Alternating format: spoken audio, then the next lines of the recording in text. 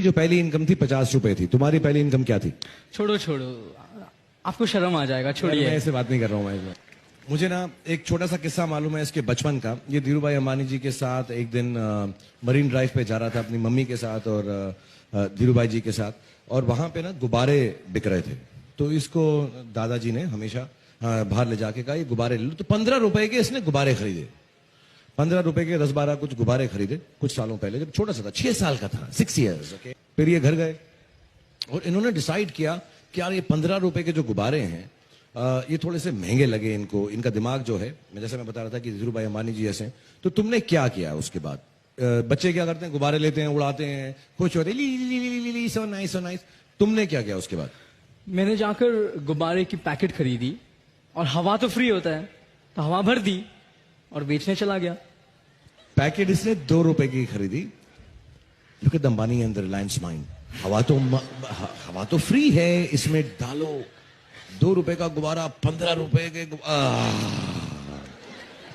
मेरा 6 पैक है, तुम्हारे पैक के सामने अब छोटा लगने लगा है यार। नहीं नहीं, आप फिक्र मत करिए, मैं आपका इंडस्ट्री में नहीं आ रहा हूँ, मैं यहीं हूँ रिलायंस परिवार के साथ। Thank God. रणबीर सुन रहा है तू? देख रहे हो तुम लोग कितना अच्छा बच्चा है, कंपटीशन में नहीं आ रहा है लेकिन तुम लोग पंगा ले जाते हो। Okay, jokes apart, I want to tell seriously, मैं इसको बचपन से जानता हूं और जितने लोग आप लोग इसके साथ मिलते होंगे, जब भी आप बात करते होंगे, बट सब लोग ऐसा बोलते हैं तुम्हारा जो बातचीत का तरीका है, लोगों से तुम जो लगाव रखते हो, प्यार रखते हो, प्रेम रखते हो, everybody in the Reliance family feels you are going to be the next Dhirubhai Ambani जी। तो ये कोई प्रेशर है, ऐसा फीलिंग तुमको क्या लगता है? नहीं नहीं नहीं, ये तो आपने बहुत बड़ी बात कर दी। अगर रिलायंस परिवार का आशीर्वाद रहे, मेरे माता पिता का आशीर्वाद रहे, तो मैं एक दिन वो भी करके दिखाऊंगा। आपको मेरे बारे में बहुत कुछ मालूम है। मैं अभी क्या बोलूं, मैं ना अभी ये शर्मा जाएगा। तू ना शॉर्ट्स पहन के घूमता था जब से जानता हूं मैं तेरे को, तो don't let me expose you. मैं भी आपके बहुत सारे चीज जानता हूं। तूने मुझे शॉर्ट्स में देखा है? उससे कहीं ज्यादा।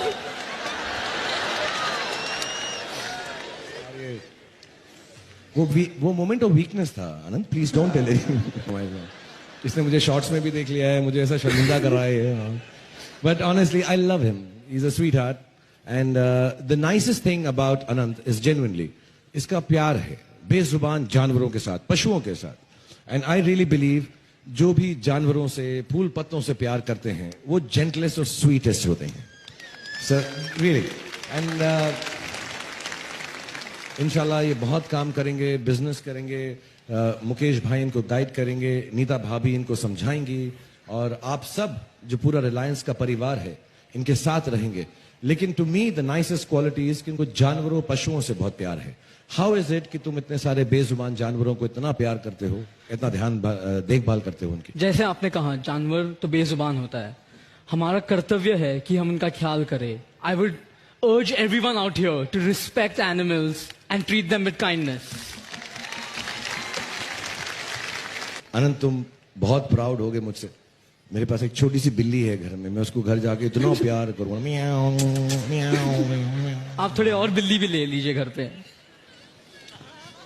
भाई इतना दूध थोड़ा मिलता है, इतने आराम से हम बिल्लियां लेते रहे। वो भी भिजवा दूंगा रिलायंस फ्रेश से। तो पे ठीक हो गया। अब आप लोग समझ गए ना कि रिलायंस बिल्कुल सही हाथों के अंदर है। जो चीज चाहिए हम मुहैया करा देंगे अभी, और चीपेस्ट दामों के ऊपर। बिल्कुल।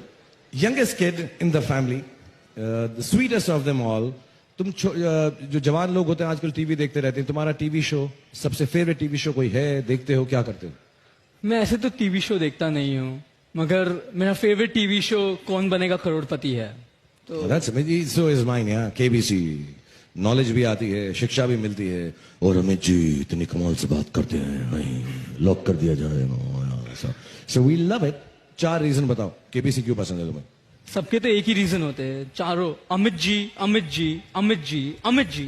Yes, ladies and gentlemen, KBC is only KBC because of Amit ji. और आज हम अपनी पोजीशन यहां पर स्टेज पर मिसयूज करेंगे, because I am gonna tell Anant, ऐसा करते हैं, अमित जी को यहां पर बुलाते हैं और ऑडियंस के साथ, आपके साथ सारों के साथ थोड़ा सा के भी खिलाते हैं, वो हमको मना नहीं कर सकेंगे, हमने उनको फंसा दिया है। Is that a good idea? आप कर सकते हैं। मैं तो कुछ भी कर सकता हूँ। आप करिए।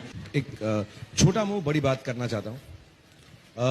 मैं जब से यहां पर आया हूं, मैं मुकेश भाई से अपना कंपैरिजन कर रहा हूं, मुझे मालूम है कि वो गलत है, लेकिन मैं बहुत थैंकफुल हूं कि मुकेश भाई ने फिल्म इंडस्ट्री ज्वाइन करने का डिसीजन नहीं लिया, क्योंकि अगर उन्होंने ले लिया होता तो वो सुपरस्टार होते, मेरी तो ऐसी की तैसी हो जाती। रणबीर तू तो ऐसी पंगा ले रहा है तू मुझसे यार, तेरा तो बड़ा प्रॉब्लम है यार। तो मुकेश भाई भी आ जाते तो मैं कुछ कर नहीं सकता। अमित जस्ट इमेजिन कि मेरी एक फिल्म थी ओम शांति ओम करके एक फिल्म थी मेरी, तो उसमें मेरा एक डायलॉग था, इतनी शिद्दत से मैंने तुम्हें पाने की कोशिश की है कि हर जर्रे ने मुझे तुमसे मिलाने की साजिश की है। अब मुकेश भाई अगर मूवी स्टार होते तो वो कैसे बोलते, भाई इतनी शिद्दत से मैंने तुम्हें पाने की कोशिश की है कि हर स्टेट में नया प्लांट लगाने की साजिश की है।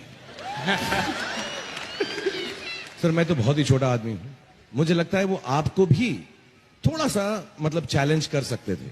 जैसे आपकी फिल्म का डायलॉग है, एक मेरी बड़ी फेवरेट फिल्म है जब हम पढ़ रहे थे, यहाँ बहुत सारे बच्चे होंगे शायद ना देखी हो, लेकिन मेरी उम्र के जो हैं सबने देखी होगी। एक फिल्म थी अमित जी की, बहुत ही खूबसूरत फिल्म थी, कालिया कालिया कालिया कालिया कालिया। से सारे बड़ी उम्र वाले लोग वहां पर बैठे हुए हैं, वहां से कालिया कालिया कर रहे हैं। उसमें एक लाइन थी, एंड द लाइन वाज, हम जहां खड़े हो जाते हैं लाइन वहीं से शुरू होती है। अब आप इमेजिन कीजिए अगर मुकेश भाई हीरो होते तो कैसा बोलते, हम जहां खड़े हो जाते हैं पाइपलाइन वहीं से शुरू होती है। जीवन में एक बार ऐसा दौर आया जब मैं बैंकरप्ट हो गया, दिवालिया हो गया। मेरी बनाई हुई कंपनी घाटे में चली गई, करोड़ों का कर्जा चढ़ गया, मेरा व्यक्तिगत बैंक बैलेंस जीरो यानी शून्य हो गया। कमाई के सब जरिए बंद थे और सरकार की तरफ से घर पर कुर्की के छापे लग गए। ये बात धीरूभाई को पता चली।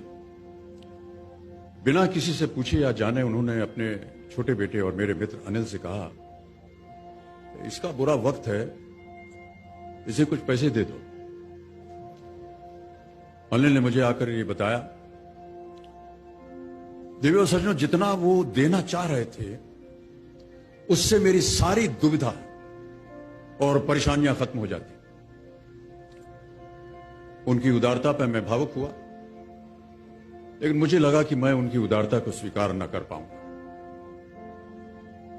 ईश्वर की कृपा रही और कुछ संकट के दिनों के बाद समा बदला, काम मिलना शुरू हुआ और धीरे धीरे मैं अपने सारे कर्जे उतार पाया। एक शाम धीरूभाई के निवास स्थान से इवेंट पर एक दावत के अवसर पर मुझे भी आमंत्रित किया गया। तो ऊपर लॉन में एक तरफ धीरूभाई एक बड़े से मेज पर अपने कुछ मित्रों, बड़े फाइनेंशियल और कॉर्पोरेट वर्ल्ड के दुनिया के दिग्गजों के साथ बैठे हुए बात कर रहे थे। मुझ पर नजर पड़ी तो मुझे बुलाया और कहा, यहां मेरे साथ बैठो।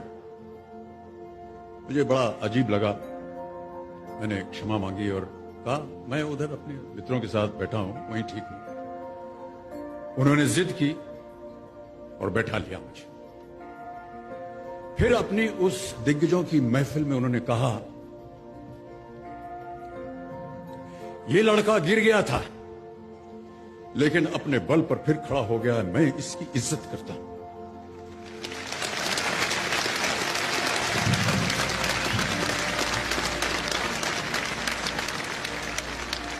उनका ये व्यवहार और उनके वो शब्द मेरे लिए उस धनराशि से हजारों गुना ज्यादा मूल्यवान थे, जितना कि वे मुझे मेरी संकट से बाहर आने के लिए, देने के लिए तैयार थे।